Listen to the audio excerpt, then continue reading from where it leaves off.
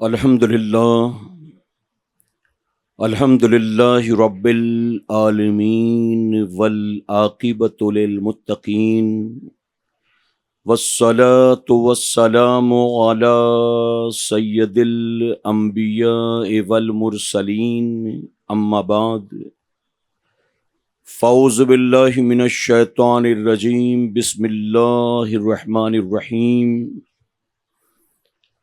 لقد کان لکم فی رسول اللہ اسوۃ حسنہ صدق اللہ مولانا العلی العظیم۔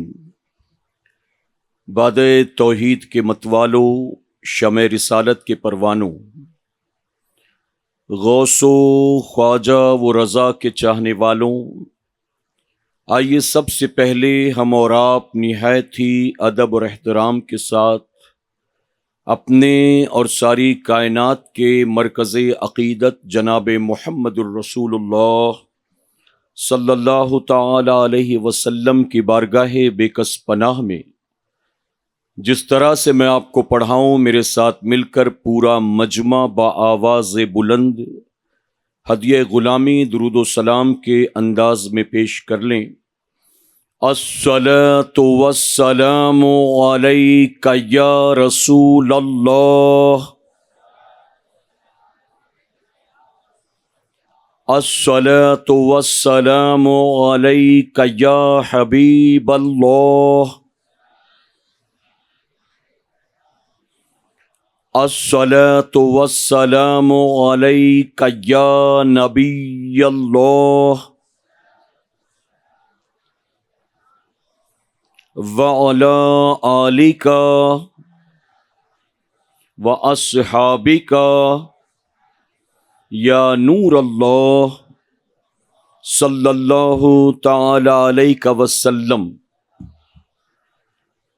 رب کعبہ کی بارگاہ میں دعا ہے، مولا اپنے حبیب صاحب لولاک صلی اللہ تعالی علیہ وسلم کے صدقۃ فعل ہم تمام حاضرین اور سامعین کو تو دم واپسی تک حق کہنے، حق سننے اور اپنے حق والے بندوں کے دامن سے وابستہ رہنے کی توفیق نصیب فرما۔ ساتھ ہی بارگاہ رب العزت میں دعا ہے کہ میرے کریم ہم تمام حاضرین و سامعین کے علم میں، عمل میں، اخلاص میں، رزق میں، عزت میں خوب برکتیں عطا فرما، اور ہمیں میدان قیامت کی ذلت و رسوائی سے محفوظ فرما۔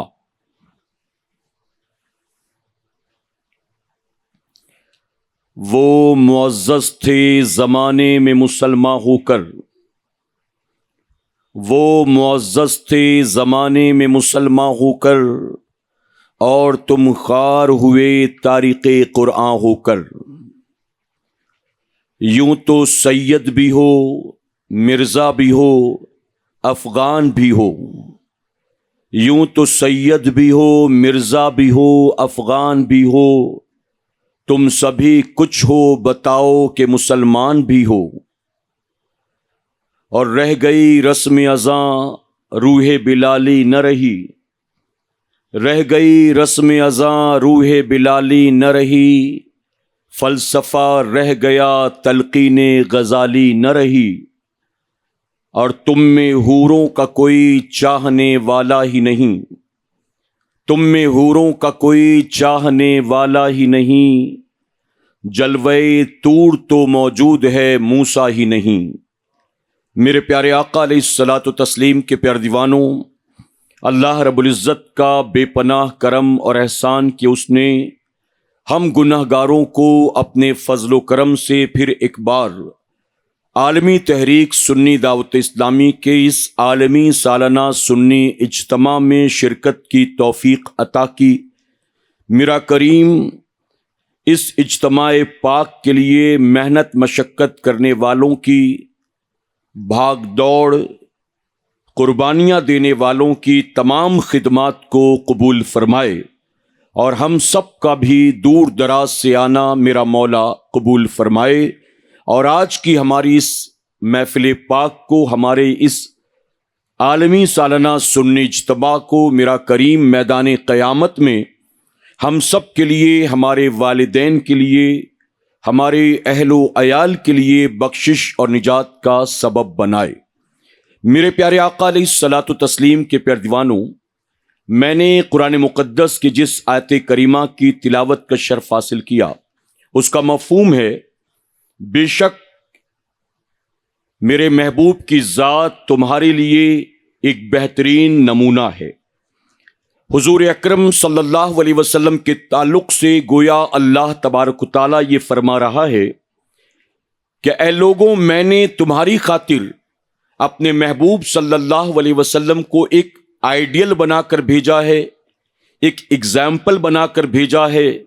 میں نے اپنے محبوب صلی اللہ علیہ وسلم کو تمہاری خاطر نمونہ بنا کر بھیجا ہے، اور ساتھ ہی اللہ رب العزت نے اس بات کی بھی گارنٹی دی کہ تم میں سے جو کوئی میرے محبوب صلی اللہ علیہ وسلم کو آئیڈیل مان کر ان کی سیرت کے سانچے میں اپنے آپ کو ڈھالے گا اور ان کے نقش قدم پر اپنی زندگی کو گزارنے کی کوشش کرے گا، یقیناً اللہ تبارک تعالیٰ اسے دنیا اور آخرت دونوں جہاں کی کامیابی عطا فرمائے گا۔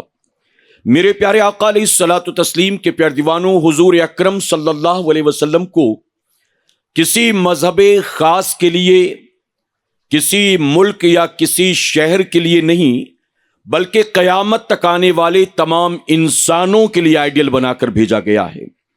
یقیناً اگر ہم تاریخ اٹھا کر دیکھیں تو ہمیں پتہ چلے گا کہ جن لوگوں نے اللہ کے پیارے محبوب صلی اللہ علیہ وسلم کو حقیقت میں اپنا آئیڈیل بنایا اور حضور صلی اللہ علیہ وسلم کے نقش قدم پر اپنی زندگی کو گزارنے کی کوشش کی، اللہ تبارک و تعالیٰ نے ان بندوں کو مقام ولایت عطا فرما دیا ہے۔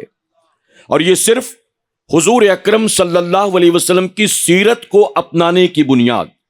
آپ جانتے ہیں مغرب کے بعد ہم اور آپ اس ماہ مبارک کی 22 تاریخ میں داخل ہوں گے، اور یہ 22 تاریخ سیدنا صدیق اکبر رضی اللہ تعالیٰ عنہ کے عرس پاک کی تاریخ ہے، آپ کے وصال کی تاریخ ہے، اور حضور اکرم صلی اللہ علیہ وسلم نے سیدنا صدیق اکبر رضی اللہ تعالیٰ عنہ کے تعلق سے فرمایا کہ رب نے میرے ابو بکر کو جو مقام عطا کیا ہے، وہ مقام اس کی عبادت کی وجہ سے نہیں ہے، وہ مقام اس کی شب بیداریوں کی وجہ سے نہیں ہے، وہ مقام اس کے تقوی و طہارت کی وجہ سے نہیں ہے، وہ مقام اس کے خوف خدا کی وجہ سے نہیں ہے، وہ مقام اس کی عبادت و ریاضت کی بنیاد نہیں ہے، بلکہ میرے آقا صلی اللہ علیہ وسلم فرماتے ہیں ابو بکر کو اللہ نے جو مقام عطا کیا ہے وہ میرے عشق کی بنیاد عطا فرمایا ہے۔ یعنی صدیق اکبر کے پاس تقوی بھی ہے، شب بیداری بھی ہے، تہجد گزاری بھی ہے، خوف خدا بھی ہے، سب کچھ ہے، لیکن اس کے باوجود میرے آقا فرماتے ہیں کہ رب نے انہیں جو مقام عطا کیا وہ میری محبت کی بنیاد اللہ نے ان کو عطا فرمایا۔ یعنی اگر کوئی بندہ عشق رسول کے بغیر اپنے آپ کو عابد و زاہد بنانے کی کوشش کرے، اپنے آپ کو متقی پرہیزگار بنانے کی کوشش کرے، تو اللہ کے نزدیک نہ اس کی عبادت و ریاضت مقبول ہے اور نہ ہی ان عبادات سے وہ بندہ کچھ حاصل کر سکتا ہے۔ میرے پیارے آقا علیہ الصلاۃ والتسلیم کے پیارے دیوانوں، اب آپ جانتے ہیں کہ دنیا میں آج بھی ہمارے بہت سارے نوجوان ہیں جو یوٹیوب پر اکثر موٹیویشنل اسپیکرز کی اسپیچز کو سنتے ہیں، اور وہ یہ سوچتے ہیں کہ ان کی اسپیچ کو سن کر میرے اندر ایک انرجی آ جائے گی، میں موٹیویٹ ہو جاؤں گا، میں جس فیلڈ میں جاؤں گا کامیاب ہو جاؤں گا، میں بڑی ترقی اور عروج حاصل کروں گا۔ اس لیے وہ موٹیویشنل اسپیکرز کی اسپیچ کو سنتے رہتے ہیں، جبکہ میں اکثر یہ کہتا ہوں میرے پیارے آقا کے پیارے دیوانوں، آپ کسی موٹیویشنل اسپیکر کی اسپیچ کو سن کر موٹیویٹ ہوں گے کہ نہیں ہوں گے، کامیابی حاصل کریں گے کہ نہیں کریں گے، اس بات کی کوئی گارنٹی نہیں ہے۔ لیکن اگر آپ نے غوث اعظم کی سیرت کو پڑھ لیا اور آپ نے ان کے نقش قدم پر چلنا شروع کر دیا تو میں اس بات کی گارنٹی دیتا ہوں کہ غوث پاک کی سیرت کو اپنانے والے کو اللہ ضرور دونوں جہاں میں کامیابی عطا فرمائے گا۔ لیکن لوگ ان بزرگوں کی سیرت کو نہیں پڑھتے، صحابہ اکرام کی سیرت کو نہیں پڑھتے، ख्वाजा उवैस करनी की जिंदगी के मामलात को नहीं देखते। इन सब ने हुजूर अकरम सल्लल्लाहु अलैहि वसल्लम को अपना आइडियल बनाया था, और यही वजह है कि अल्लाह ने इन सब को कामयाबी और इज्जत अता की। मेरे प्यारे आका अलैहिस्सलातु तस्लीम के प्यारे दीवानों, अगर कोई बच्चा डॉक्टरी की पढ़ाई कर रहा है, वो किसी इंजीनियर को अपना आइडियल नहीं बनाएगा। अगर कोई बच्चा कॉलेज में इंजीनियरिंग की पढ़ाई कर रहा है, तो किसी एमबीए प्रोफेशनल को अपना आइडियल नहीं बनाएगा। अगर कोई बच्चा लॉ की पढ़ाई कर रहा है, तो वो किसी सर्जन को अपना आइडियल नहीं बनाएगा। अगर कोई बंदा कहीं लेबर जॉब कर रहा है, कहीं मजदूरी कर रहा है, तो वो किसी इंजीनियर को, डॉक्टर को, सीए को और किसी लॉयर को अपना आइडियल नहीं बनाएगा। एक इंसान दुनिया में जिस फील्ड में सक्सेस होना चाहता है, जिस फील्ड में आगे बढ़ना चाहता है, वो उसी फील्ड के कामयाब लोगों को अपना आइडियल बनाता है और उन्हीं की जिंदगी को पढ़ने की, समझने की कोशिश करता है कि कैसे ये शख्स नीचे से उठा और कामयाबी की मंजिल तक पहुंच गया। मैं इसे पढ़कर, इसे देखकर मोटिवेट होता हूं और मैं भी इसी रास्ते पर चलूंगा, इसको फॉलो करूंगा, इसको आइडियल बनाऊंगा, तो मैं भी यकीनन एक दिन कामयाब डॉक्टर बन जाऊंगा, कामयाब बिजनेसमैन बन जाऊंगा, कामयाब इंजीनियर बन जाऊंगा। मेरे प्यारे आका के प्यारे दीवानों, कहने से मुराद यह है, एक शख्स जिस फील्ड में अपना करियर बनाना चाहता है, वो उसी फील्ड के सक्सेसफुल लोगों को अपना आइडियल बनाता है। लेकिन अल्लाह रब्बुल इज्जत ने अपने महबूब सल्लल्लाहु अलैहि वसल्लम को चंद महदूद लोगों के लिए आइडियल बनाकर नहीं भेजा, सिर्फ कारोबारियों के लिए, बिजनेसमैन लोगों के लिए या सिर्फ लेबर तबके के लिए आइडियल बनाकर नहीं भेजा, बल्कि अल्लाह ने अपने महबूब सल्लल्लाहु अलैहि वसल्लम को तमाम इंसानों के लिए आइडियल बनाकर भेजा है। आप दुनिया के किसी फील्ड से ताल्लुक क्यों ना रखते हो, बल्कि सिर्फ कारोबार की बात नहीं, आप अगर औलाद हो तो औलाद कैसे होनी चाहिए, हुजूर सल्लल्लाहु अलैहि वसल्लम की सीरत को देख लें। अगर आप बाप हो तो बाप कैसे होना चाहिए, हुजूर सल्लल्लाहु अलैहि वसल्लम की सीरत को देख लें। अगर आप शौहर हैं तो शौहर कैसा होना चाहिए, हुजूर सल्लल्लाहु अलैहि वसल्लम की सीरत को देख लें। अगर आप किसी के दोस्त हैं तो दोस्त कैसा होना चाहिए, हुजूर सल्लल्लाहु अलैहि वसल्लम की सीरत को देख लें। मेरे प्यारे आका अलैहिस्सलातु तस्लीम के प्यारे दीवानों, गोया हुजूर अकरम सल्लल्लाहु अलैहि वसल्लम कदम कदम पर हमारी और आपकी रहनुमाई फरमाते हैं और हमें किसी और को फॉलो करने की जरूरत नहीं है। अल्लाह ने जिसको हमारे और आपके लिए आइडियल बनाकर भेजा है, अगर हम उसी की सीरत को अपना लेंगे, उनके नक्शे कदम पर अपनी जिंदगी को गुजारने की कोशिश करेंगे, तो यकीनन अल्लाह हमें सिर्फ दुनिया में नहीं बल्कि अल्लाह दोनों जहां में हमें कामयाबी अता फरमाएगा। जरूरत इस बात की है कि हुजूर अकरम सल्लल्लाहु अलैहि वसल्लम को अपना आइडियल माने कि इंशाअल्लाह। मेरे प्यारे आका के प्यारे दीवानों, किसी को फॉलो करने के लिए, किसी को आइडियल बनाने के लिए आपके दिल में उसके लिए मोहब्बत भी होनी चाहिए और आपके दिल में उसके लिए इज्जत भी होनी चाहिए। करेक्ट है कि नहीं?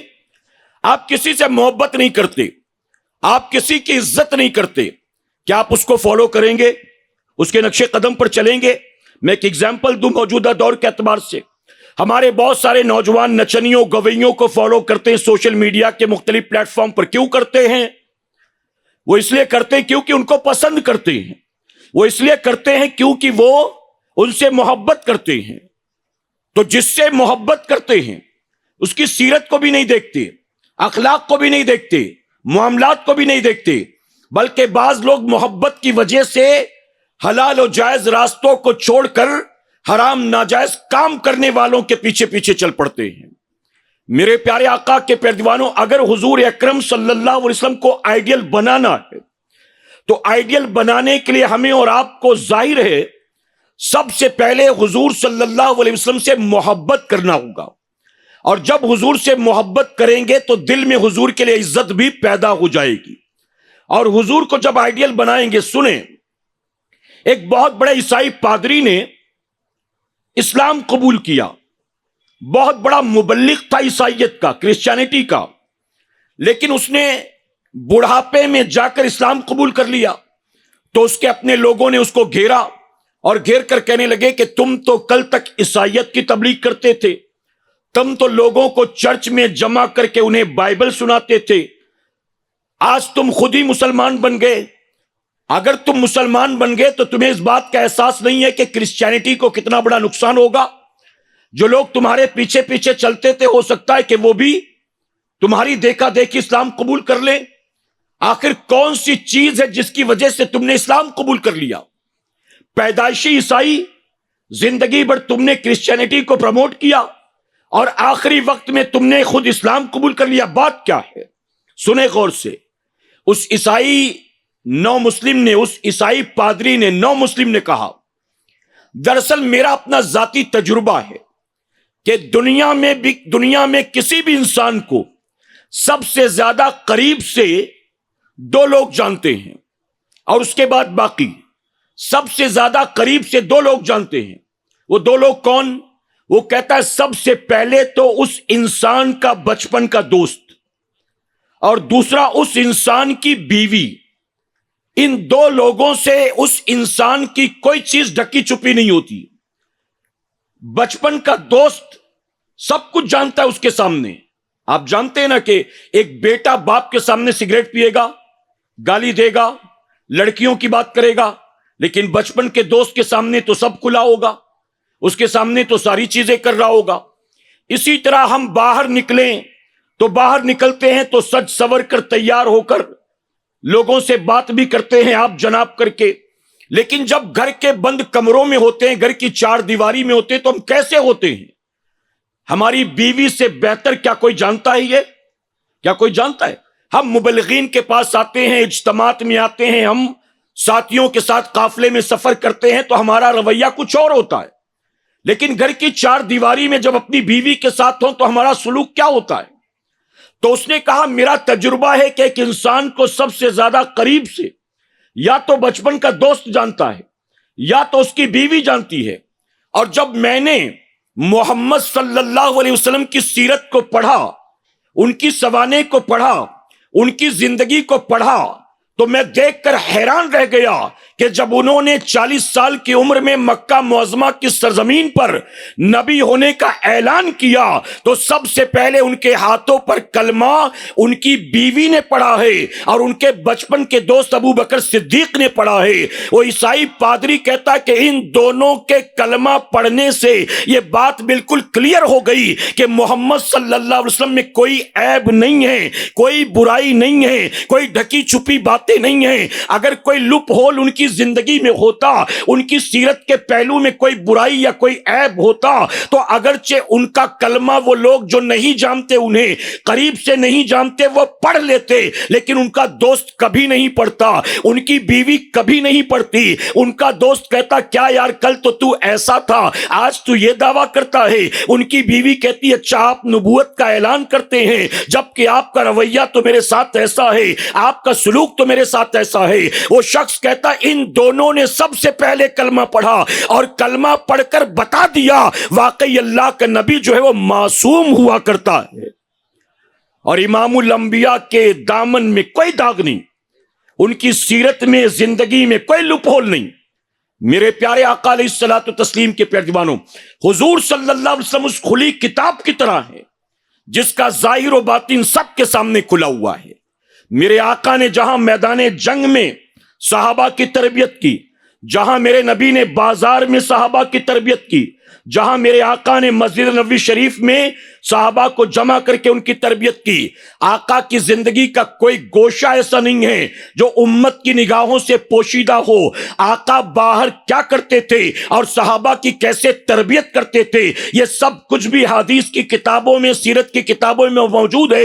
اور میرے آقا گھر کی چار دیواری میں، بند کمروں میں اپنی بیویوں کے ساتھ کیسے رہتے تھے، ان کے ساتھ ان کا سلوک کیسا ہوتا تھا، آقا کیسے ان کے سامنے پیش آتے تھے، کیسے کیسے ان کے حقوق ادا کرتے تھے، یہ ساری باتیں بھی کتابوں میں موجود ہیں۔ آپ دنیا میں کوئی انسان ایسا نہیں دکھا سکتے ہو کہ جس کی زندگی کا ہر پہلو کھلی کتاب کی طرح ہو، سوائے حضور اکرم صلی اللہ علیہ وسلم کے، چونکہ اللہ نے قیامت تک کے لیے اپنے حبیب کو آئیڈیل بنا کر بھیجا تو ان کی زندگی کے کسی گوشے کو چھپایا نہیں گیا، سب کچھ ظاہر کر دیا گیا۔ اگر تم شوہر ہو تو بیوی کے ساتھ کیسے رہو گے، اگر تم باپ ہو تو اولاد کے ساتھ کیسے رہو گے، اگر تم آقا ہو تو غلام کے ساتھ کیسے رہو گے، اگر تم مالک ہو تو نوکر کے ساتھ کیسے رہو گے، اگر تم دوست ہو تو دوست کے ساتھ کیسے رہو گے، اگر تم باپ ہو تو بیٹے بیٹیوں کے ساتھ کیسے رہو گے، اگر تم پڑوسی ہو تو پڑوسیوں کے ساتھ کیسے رہو گے، اگر تم ٹیچر یا پروفیسرز ہو تو اپنے اسٹوڈنٹس کے ساتھ کیسے رہو گے، اگر تم پیر ہو تو اپنے مریدوں کے ساتھ کیسے رہو گے۔ میرے آقا صلی اللہ علیہ وسلم نے قدم قدم پر رہنمائی کی ہے۔ میرے پیارے آقا علیہ الصلوۃ والتسلیم کے پیروانوں، ایک پہلو بیان کرتا ہوں، حضور اکرم صلی اللہ علیہ وسلم اپنی بیویوں کے ساتھ کیسے رہتے تھے، بہت توجہ طلب عنوان ہے، اور میں آپ تمام سے جن کی شادیاں ہو گئی ہیں وہ بھی توجہ سے سنیں، اور جن کی نہیں ہوئی کل تو ہونا ہے انشاءاللہ وہ بھی بہت توجہ سے سنیں۔ میرے پیارے آقا علیہ الصلوۃ والتسلیم کے پیروانوں، اسلام نے عورت کو پیر کی جوتی نہیں بنایا، اسلام نے عورت کو صرف جنسی تقاضوں کو پورا کرنے والی کوئی شے نہیں بنایا، اسلام نے عورت کو ضرورت پر استعمال کرنے اور اس کے بعد اٹھا کر پھینک دینے والی چیز نہیں بنایا، بلکہ میرے آقا صلی اللہ علیہ وسلم نے عورت کے مقام کو بہت بلند کیا، بہت بلند کیا، بہت بلند کیا۔ بلکہ کبھی کبھی میں کہتا ہوں میرے نبی نے دنیا کا کوئی مذہب اس بات کا دعویٰ کر ہی نہیں سکتا کہ اس نے اپنے مذہب کی ماننے والی عورتوں کے مقام کو بلند کیا، جو مقام رسول اللہ نے عورت کا بلند کیا۔ آقا نے عورت کو اٹھایا اور اس کے مقام کو اتنا بلند کیا کہ میرے نبی نے ہمیشہ کے لیے ماں کے قدموں کے نیچے لا کر اولاد کی جنت کو رکھ دیا۔ ماں کے قدموں کے نیچے اولاد کی جنت، آپ بتائیے اس سے بڑا بھی ماں کا کوئی مقام ہوگا؟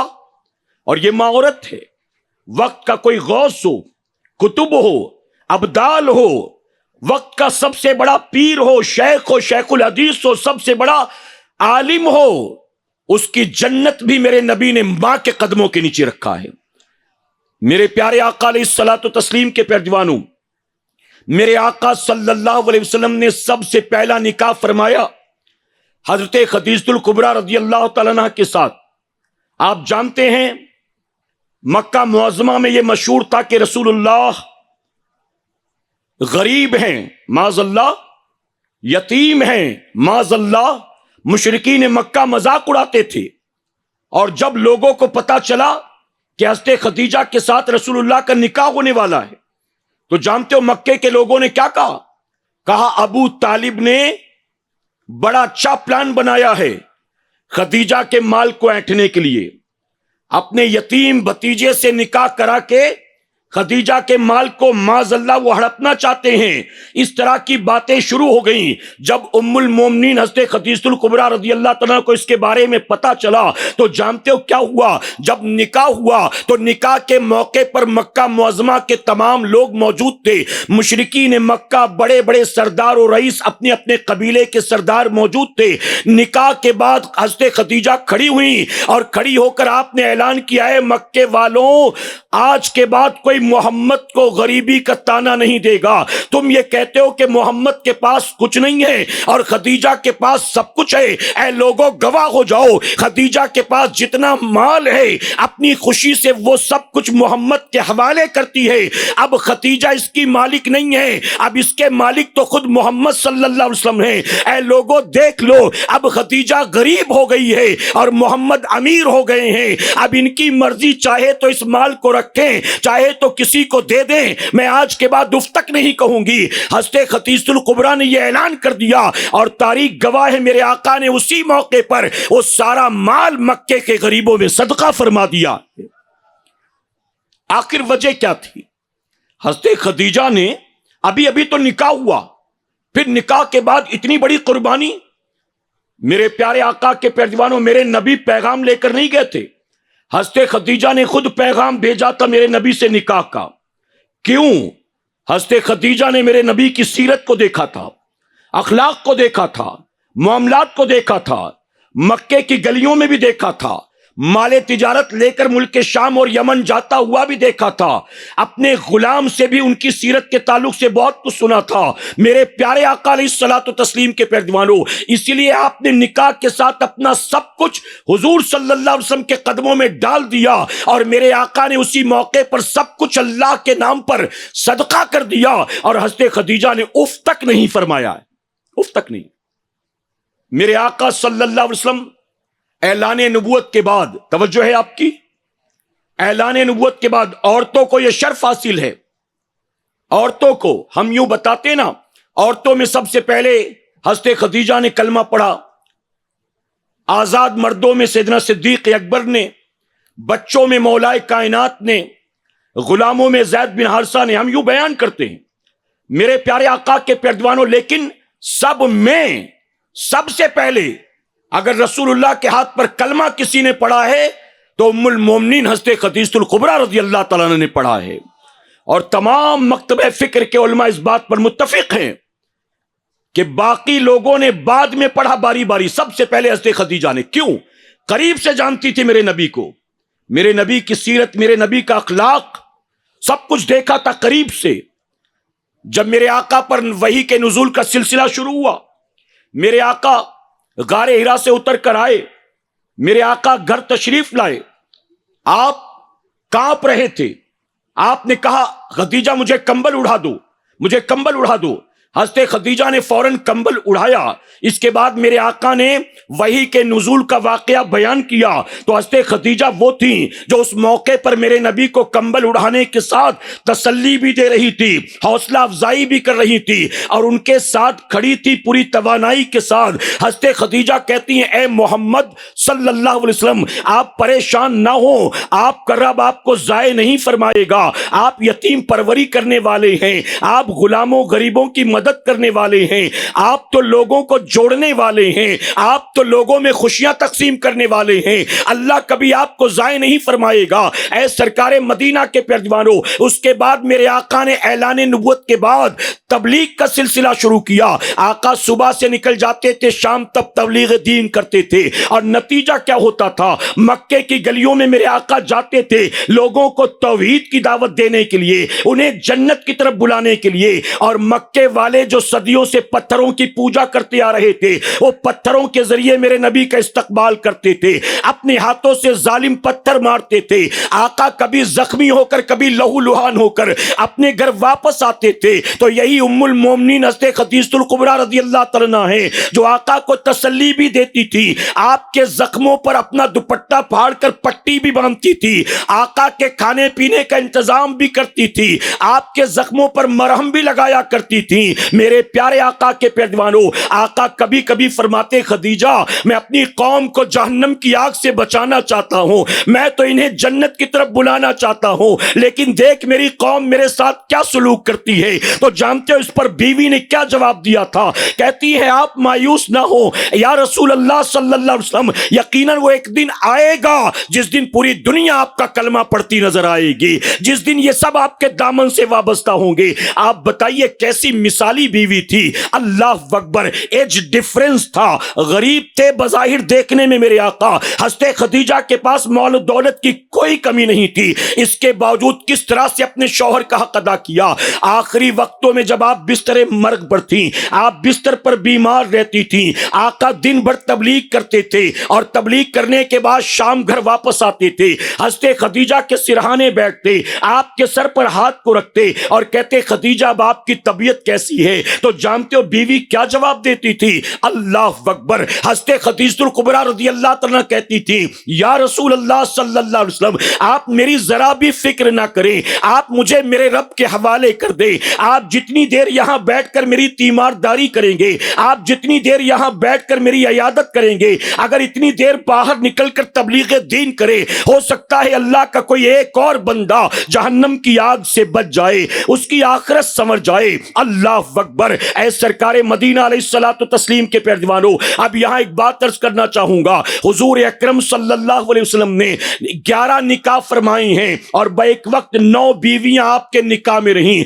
آپ جانتے ہو جب بیویاں نکاح میں آئی ہیں، آپ بتا نہیں سکتے ہو کہ ان کے اندر یہ ساری خوبیاں موجود تھی۔ وہ صبر والی تھی، حلم والی تھی، علم والی تھی، بردباری والی تھی، قناعت والی تھی، صبر والی تھی، ان میں یہ ساری چیزیں پہلے سے موجود تھی۔ آپ بتا نہیں سکتے سوائے چند لوگوں کے، لیکن حضور کے نکاح میں آنے کے بعد اب سب کے معاملات بدل گئے تھے۔ اس بدلنے کی وجہ کیا تھی؟ اس بدلنے کی وجہ صرف ایک تھی، میرے آقا کا اخلاق، میرے آقا کا قرب، میرے آقا کی سیرت، میرے آقا کے ساتھ تربیت حاصل کرنا۔ میرے آقا صلی اللہ علیہ وسلم، عائشہ صدیقہ سے پوچھا گیا محمد صلی اللہ علیہ وسلم آپ کی سیرت کیسی تھی؟ تو جانتے ہو آپ کیا فرماتی ہیں؟ آپ فرماتی ہیں وہ ہم سب سے محبت کرنے والے تھے۔ آقا جب گھر تشریف لاتے تھے آپ سر جھکا کر مسکراتے ہوئے گھر تشریف لاتے تھے۔